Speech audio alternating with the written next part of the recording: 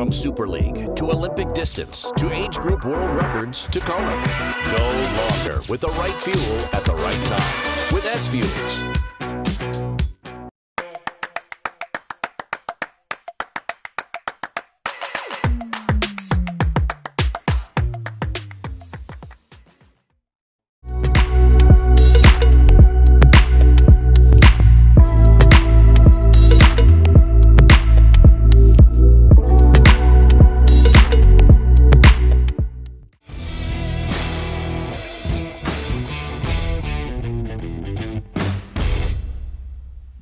Hey everybody, welcome back to Breakfast with Bob from St. George, Utah. My name is Bob Babbitt, brought to you by Master Spas, Zoot Sports, the original triathlon brand. HOKA, Let's Fly, SFuels, Go Longer, Biostarks.com, use the code BWB10 for a 10% discount. Quintanaroo, Form Smart Swim Goggles, Zion's Bank, Premium Plus Sports, and of course, our Challenged Athletes Foundation. We just raised $3.1 million over the last week to keep challenged athletes in the game of life through sport. Our next guest, three-time Ironman World Champion, two-time Ironman 70.3 World Champion, Mr. Craig Alexander. How you doing, Crowy? I'm doing good, Bob. How are you? I'm awesome because you know why we're good? We're not racing. We get to watch other people race. That's right, and it's a tough course and meant to be cool on race morning, so it'd be good to be in the VIP tent. It'll be, yeah. You know, it's funny, when you say VIP tent, a number of years ago, we were so excited because we were at this event called Challenge Bahrain, and we had the VIP passes, and we were all excited. We get out to the venue.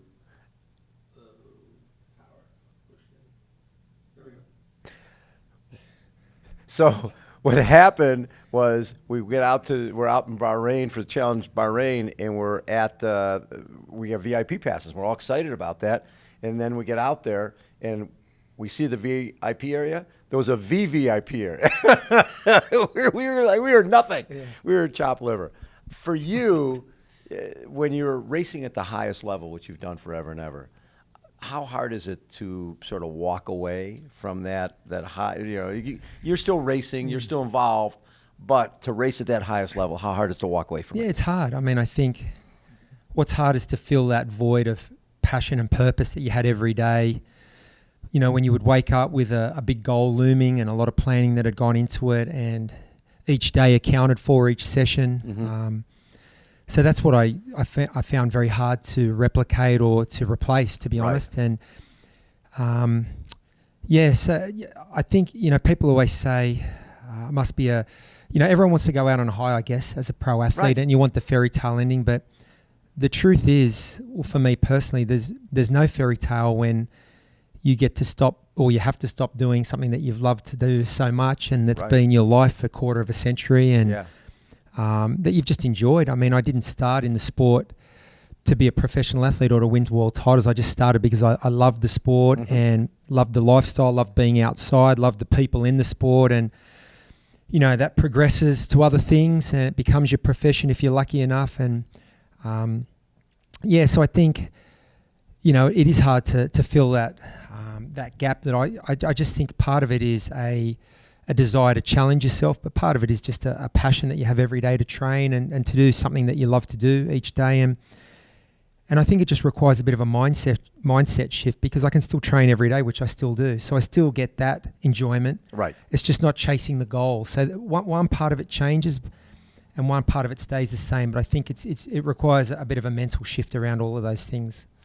So when you look at the growth of 70.3, because really that was just coming in, right? You won two titles, but the 70.3, we knew Wildflower was a half Ironman. When we first started our San Diego Triathlon Challenge for CAF, that was a half, mainly because there weren't any others around. So that distance was, obviously you were great at the Ironman distance, but that 70.3 distance was a real good distance for you. Yeah, I think it was probably my best distance. I didn't do my first Ironman until I was 34, and like you say, there was no sort of official half Ironman or 70.3 circuit until 2006. There was a couple of standalone races that had, I guess, some prestige and history around them, like Wildflower, like St. Croix, and a couple of others. And, you know, when I first came to the US in 2002, I'd always put 70.3 races in my schedule, and I actually hadn't lost one for a few years until until 06 when, I guess Ironman sort of formalised the circuit, which culminated with a world championship. In Clearwater. Yeah, in Clearwater. So at that point, I hadn't lost a 70.3 for 4 or 5 years. And I think, to be fair, though, there weren't as many then as there are now. Right. I think the ones that were on got great fields because everyone would jump into there them. was not many of them. It was a great place for a Ironman person and a Olympic distance person to meet up. For sure. It was kind of a meeting of the two distances, the two extremes of the sport, and still much more suited to short course, I feel. I mean, I always know that when I would go to St. Croix, and I felt I had a big advantage coming from short course over the long distance guys. So, but it's just a great distance. It's a distance that you can really race hard. It's long enough to still be a great endurance test and a great challenge. And I think, certainly the distance has evolved into what we see now with, a great and a thriving 70.3 circuit, a super competitive world champs, but also other things like the PTO have put on there, middle distance races, which is slightly shorter than the official half Ironman distance, but still it's doable. It's doable. It's a great test of endurance, and the kind of distance that you can do 3 or 4 or 5 or 6 times a season, which is kind of the opposite of what Ironman is. You really only have 1 or 2 really good ones in you a year, I think. So I think to stay healthy, you do. Yeah. So I mean, if fans of the sport like you and I want to watch the best guys and girls race often, I kind of feel this distance or even shorter is the distance where we get to watch the best go at it. So you mentioned PTO, and I look at this era with Super League, with PTO, with Ironman, with WTCS, with all these different options. And I was talking to one of the athletes today saying you really could focus on PTO and 70.3 and not feel like you need to go to make a living to go up to full. And I think that's the case. Yeah, I think it's great. I think it's really good for the sport. All those things you mentioned, I think, have been great for the sport. Yeah. They just bring a different audience in. I love all formats of triathlon, all distances. They're all different and they have their nuances and what's great about them. So they're all interesting to me. I think, my generation coming over from Australia to the US in the early 2000s, there was a similar sort of series around the Olympic distance to what the PTO have sort of recreated. The non-drafting. Yeah, there was an Olympic distance non-drafting circuit of what we used to call the majors in the US, and then Lifetime put together a little series. High V came on the back of that. And then there was sort of a hiatus of those sorts of races for a while until the PTO have sort of recreated them the last year or two, which has been amazing because I think great financial racing opportunities for the athletes, and as fans of the sport, we get to watch the best race more often. And it can be packaged up and made into a TV television. show. Way good, really good television. Great television and can be taken to a wider audience, which is great for the whole sport. Right. So when I look at the people who are racing in Kona this year, Sam Laidlaw 23, Magnus Dietlef around the same. Christian and Gustav are sort of the old guys at 27, 28. Yeah. Like you said, you didn't get into your first round. You're 34 years old. Now guys are coming on and realizing early on that I don't have the swim to go to the Olympics, and quickly making a decision. I'm going 70.3 in Ironman. And I think that's that raw. Well, we just saw that raw speed in Kona when those guys are running, 236 off the bike to take 11 minutes off the course record. Well, I mean, it's amazing. And I mean, Christian and Gustav did go to the Olympics. Yes. Of course, Christian won it. And Sam Laidlaw is probably one of the guys who does have the swim to make an ITU front pack. But for me, that's always been the transition through. I mean, I know that every year I raced in Kona, if it was a post-Olympic year, like in 2009, I knew I'd have Andy Potts coming up, Andreas Rehler, Rasmus Henning. I mean, Andy Potts was a world-ranked 400-meter individual medley swimmer. Yeah. So, the sport, it certainly moves in cycles, but I just think what I feel is the real difference about the sport now is that we just scout the really talented athletes a lot younger. Yes. And they're groomed as triathletes, and you can see it in their technique, you can see it in their technical ability, and the way they're hitting these heights at a younger age. I mean, Sam Laidlaw's 23, as you mentioned. I know Christian and Gustav are in their late 20s and they're considered the veterans, but they've been racing and training at a high level for over a decade. And I think for me, that's the major difference and probably the first real generation who did that were the Brownlee brothers and Javier, who were scouted as 10, 11-year-olds. Exactly. Got into swim squads, got into great pathways, and, were able to just be groomed as triathletes, not come into the sport from other sports. Mm-hmm. And, I was watching an interview you did with Sam just recently, and he was saying that, he'd, since the age of 11, he dreamed of going to Kona and being a triathlete. Yeah, because his family does camps and all the rest of it. Yeah. So it's definitely a different generation. This generation have grown up watching the sport and all different flavors of the sport and picking what flavor they liked and going into that. And I just think it's created a situation where they are just, the level just keeps going up because of that. What's fascinating is we interviewed today Taylor Knibb and Freddie Funk and Ben Canute. And really most people interviewed today, they're second generation. Freddie Funk's parents have been racing for 30 years. Ben grew up with the multi-sport maniacs with him and Kevin and Lucas Verzbikas when they were 6, 7, 8, 9 years old. Yeah. And Taylor Knibb was in Kona in 2010 watching her mom do the Ironman, right? So it's almost like it's part of so many of our folks who are doing Minnesota and doing Chicago and doing New York now have kids, and they're getting into our sport younger and younger. Yeah, it's amazing. I met Freddie Funk over in Samarin at the Collins Cup, and his parents were passionate triathletes, and he is he's a real weapon. He's one of the favourites for this weekend. Absolutely. He's had a great couple of years. So, it's so good. They say, as you and I know, this is a sport. It's a lifestyle sport, but it's also a sport for life. And, if your kids get into it, well, that's great. Imagine the joy that their parents get out of training with their kids. Maybe not so much now.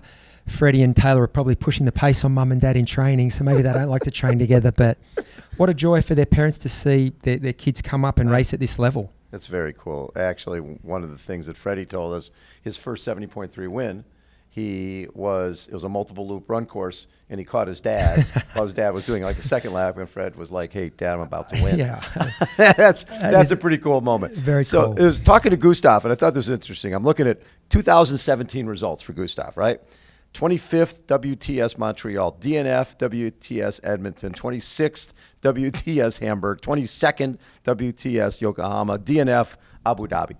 And I'm like, okay, you come off that season. If somebody had said to you, in a couple of years, you're going to win 70.3 Worlds in Nice, you're going to win the Ironman World Championship, what would you have said? He said, well, that was a stepping stone. Yeah. I knew, my team and I knew that we were on the right path. But, when you look at a year like that, you go, oh, my God, you better go get a job. You better go find something else to do because I think you're in the wrong sport. But it just goes to show, doesn't it? And now he's prolific. He's winning it. His last 3 or 4 years, you can compare to anyone's in the history of the sport. No question. Yeah, so I think it just goes to show that there's no such thing as the overnight sensation. You can have all the talent like he does, but you still need to mold it with hard work and a long-term plan. Right. Because you don't just turn up and get world-class aerobic conditioning and endurance overnight. So, he would have been, early 20s that year, racing Alistair Brownlee at his best and Javier Gomez and guys who are at the very peak of their powers. Right. So on paper it doesn't look much, but I guess his team always had the big picture in mind and they could see the development and the path he was on. And it's about having the confidence and the belief to stick to the plan and see it through to the end. The other side of this, when we talk about Sam Laidlaw at 23 and Magnus Dietliff at 23, 24, those guys have no fear.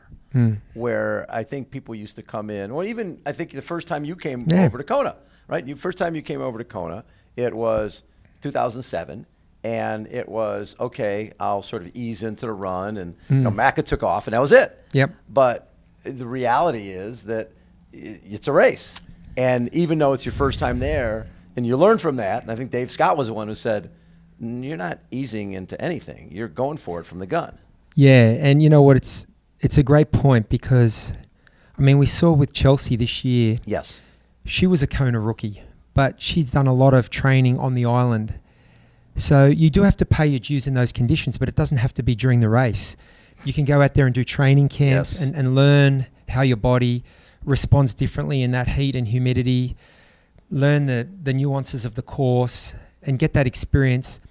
I mean, racing experience is a little different, but I just think this whole notion of paying your dues, there is a truth to it, but you can do it it's just about really subjecting your body to the conditions and doing sort of race simulations and those sorts of things in those conditions, hopefully on the Big Island, and Chelsea did that. So she had logged a lot of training hours on the island before race day and knew exactly what her body could and couldn't do, knew what pace she could hold on the run, knew things about the race that you can only find out through trial and error. It's just that her trial and error didn't happen in the race there. It happened in training. So it's a smart way to do it.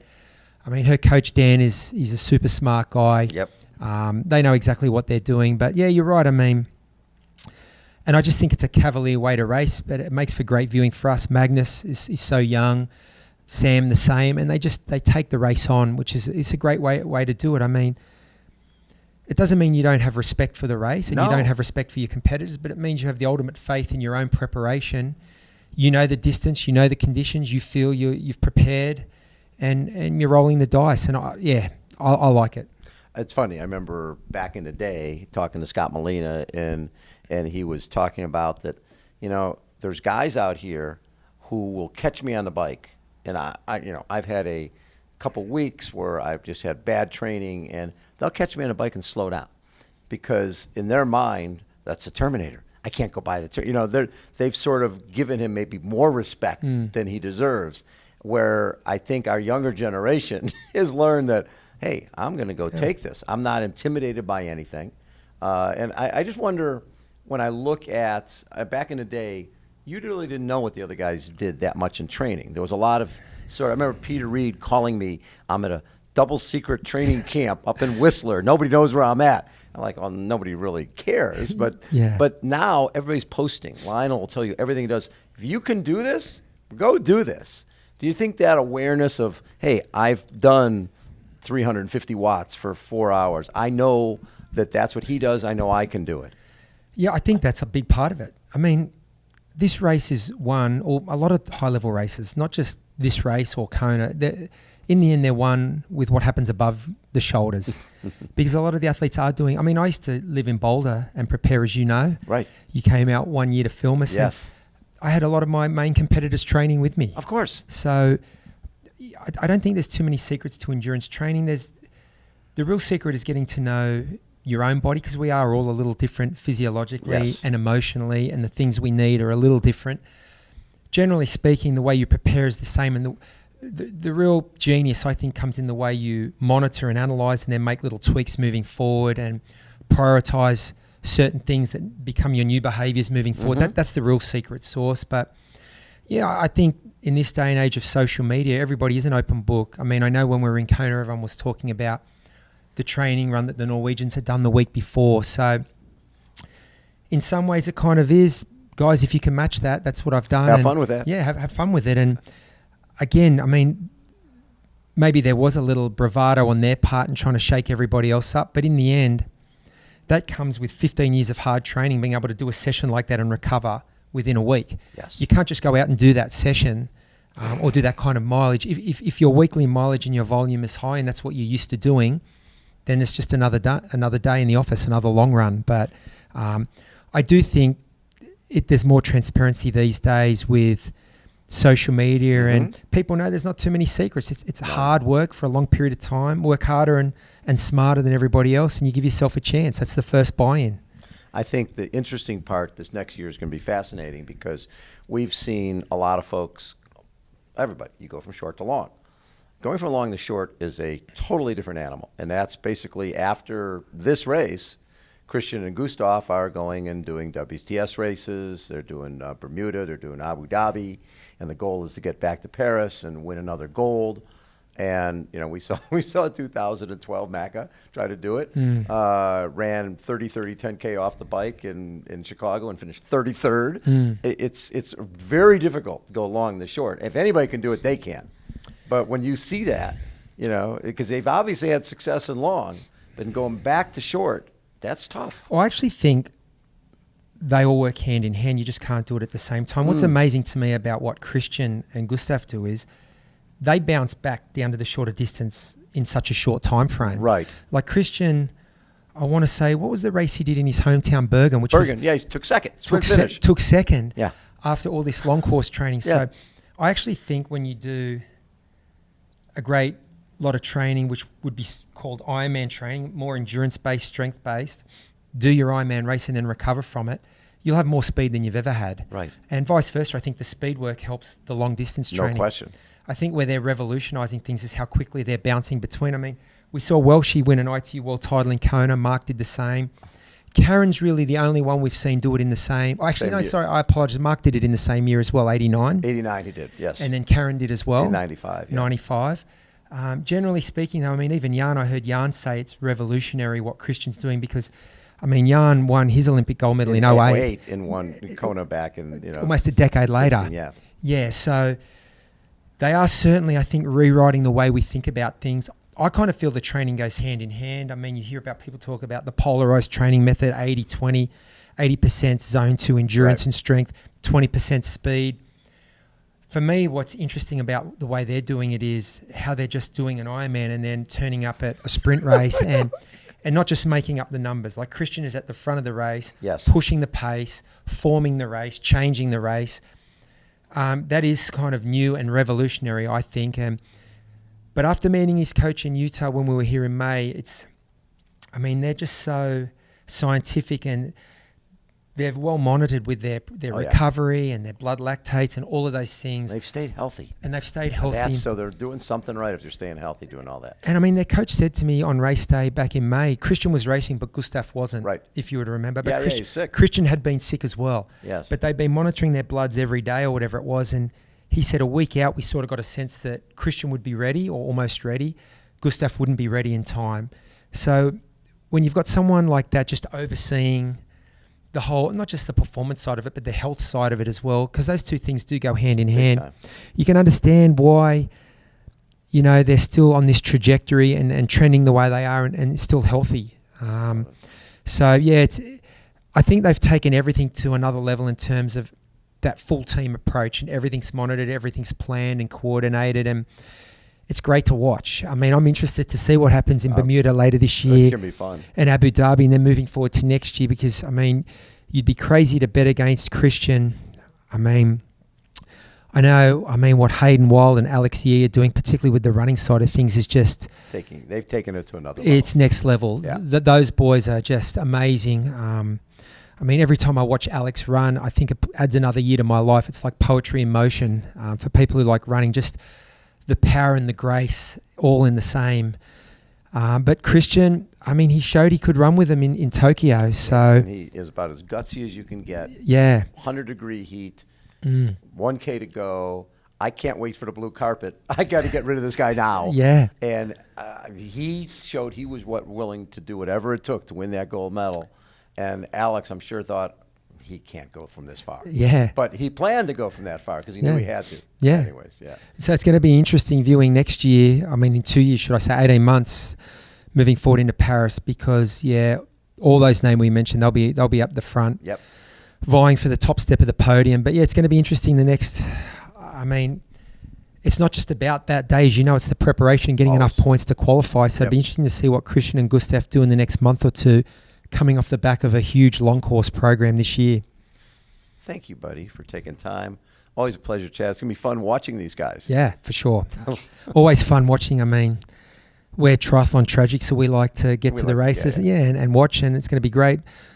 The women's race, I think, will be even more competitive than the guys' race, and the age group race is always fun to watch. Always fun to watch. Should be a great weekend. Craig Alexander has been our guest, everybody. Hold on. We will be right back.